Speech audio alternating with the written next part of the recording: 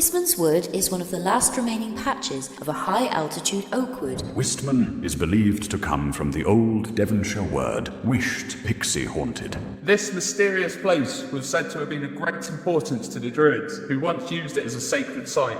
Have you ever wandered into a place that feels like it's straight out of a forgotten fairy tale, where ancient trees whisper secrets from thousands of years ago? That's Wistman's Wood, this mystical pocket of wilderness tucked away in England's Dartmoor National Park. Picture this: gnarled oaks so old they predate the pyramids, twisted into dwarf shapes by relentless winds, clinging to massive boulders draped in glowing green moss, like nature's own haunted cathedral. It's not just pretty, it's downright eerie, surviving untouched for over 7,000 years while the world around it changed forever. And yeah, it's real, protected as a site of special scientific interest, drawing hikers and history buffs who swear it feels alive with magic. But here's the kicker: behind that beauty lurk legends of ghostly hounds and druid rituals that might just send chills down your spine. Geographical placement. Wistman's Wood sits in the heart of Dartmoor National Park, Devon, England, tucked in the valley of the West Dart River, just north of a tiny hamlet called Two Bridges. At about 1,400 feet above sea level, the air feels fresh, the views are wide, and the weather changes fast, so pack layers. If you're traveling in, it's roughly a 4-hour drive from London, or just an hour from Exeter or Plymouth, making it a perfect day trip stop if you're exploring the southwest. The forest isn't huge, only a few acres, but that's what makes it magical. It's compact, untouched, and feels like stepping into another world. The moor's rugged granite hills and boggy terrain kept people away for centuries, which is why the wood stayed so wild and pristine. For maps or GPS, look around 50.577 degrees north, 3.960 degrees west. From there, it's all about the short hike in. Half the adventure is getting there.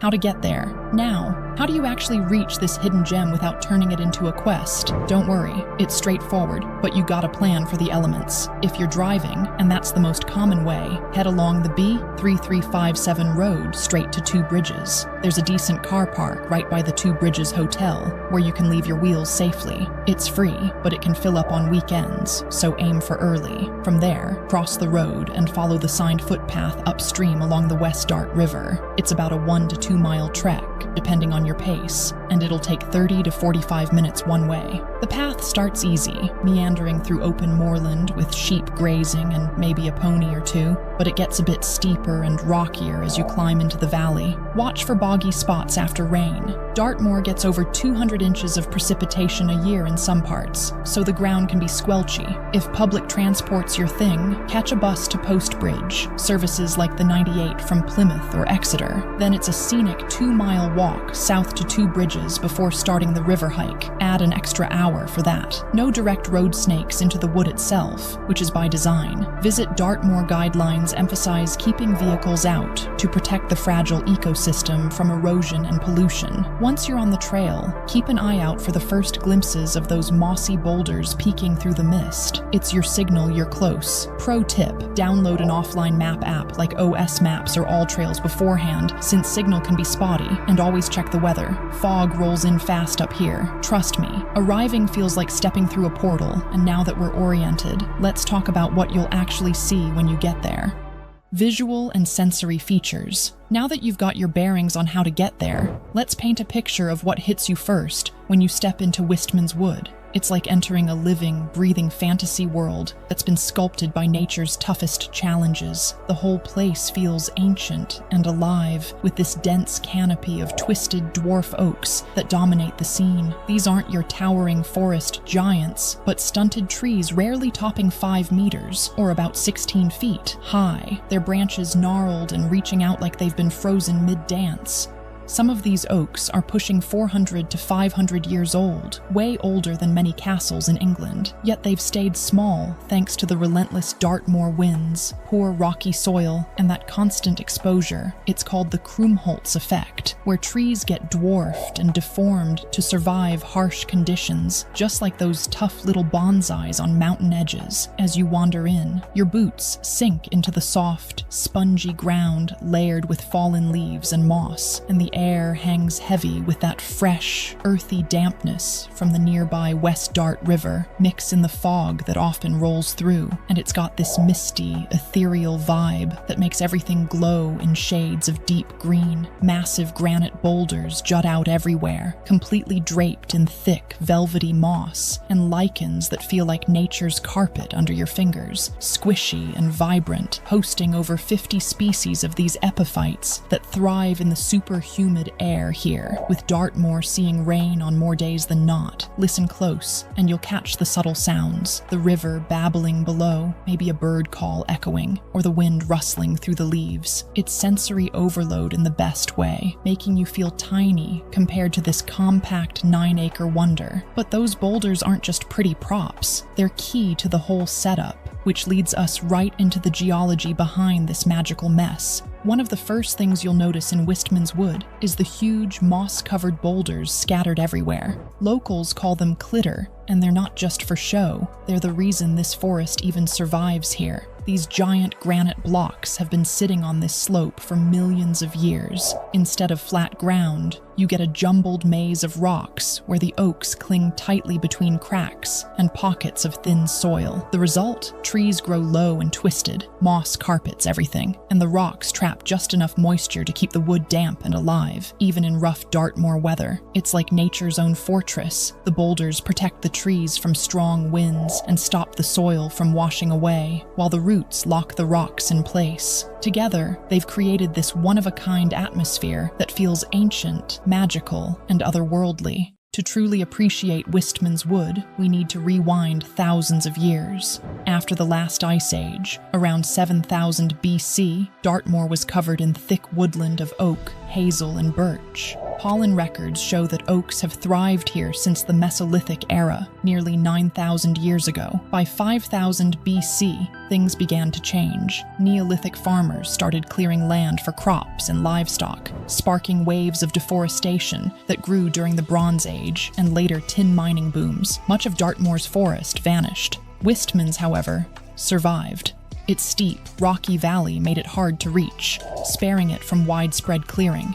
Over time, its ancient oaks endured. Some trees today are 400 to 500 years old, making the woodland one of the last remnants of Dartmoor's primeval forest. Medieval records describe it as a strange, wild wood, and even now, it remains a living time capsule. Wistman's is not just old, it's a rare survivor of nature's resilience. For most of its history, Wistman's Wood has been left alone, admired more than altered. Owned for centuries by the Duchy of Cornwall, it saw little interference beyond light grazing by sheep and ponies, which actually helped keep invasive plants in check. A big milestone came in 1952 when it was declared a Site of Special Scientific Interest, SSSI, protecting its rare high-altitude oak wood and the mosses, lichens, and biodiversity that make it a temperate rainforest remnant. Natural England took over management, banning logging and development while monitoring threats like climate change.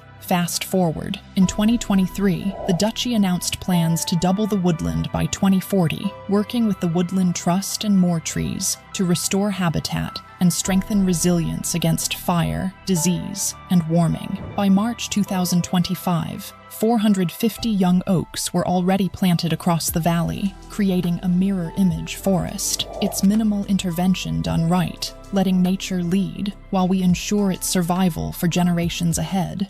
With that deep history locked in, let's shift to what's living and thriving in Wistman's Wood today, starting with the plants that make it a biodiversity hotspot, often called one of Britain's last ancient temperate rainforests. The stars are the pedunculate oaks, Quercus robur, dwarfed to under 4.5 meters by wind and poor soil, with twisted branches, hosting epiphytic mosses and lichens like Dicranum scoparium, Rhytidiadelphis laureus, and Sphaerophorus globusus, over 120 lichen species in total, plus rare Atlantic ones that cling to everything in the humid air, 200 plus rainy days a year. Ground flora features bilberry, Vaccinium myrtillus, creeping soft grass, Holcus mollis, great wood rush, Luzula sylvatica, polypody ferns, heath bed straw, tormentile, sorrel, wood sorrel, and bramble in protected spots, with occasional trees like rowan, holly, hawthorn, hazel, and eared willow adding variety. This setup thrives on the wood's high humidity and acidic soils, fostering epiphytes that boost overall diversity. But plants aren't solo here. They support a web of life, including the animals we'll hit next. On the animal side, Wistman's Wood hosts key wildlife that ties into its ecosystem, like a large population of adders, Vipera berus, the UK's only venomous snake,